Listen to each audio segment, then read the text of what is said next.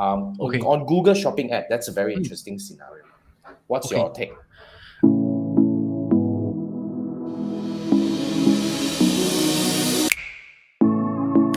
Okay, so I think for shopping ads is something like keywords you can't have much control.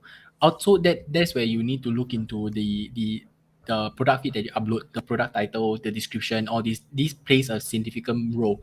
So for me, I like to come up with naming conventions for product title especially.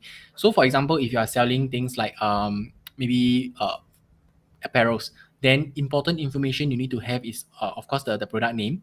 Then if there's a brand, you make sure you include the brand. Then all these will put in place. Then this will help you to make sure your product are shown to a lot of keywords out there. So if you face issue that hey, your ads is not really serving, right, then you might need to revisit your product feed and your description as well.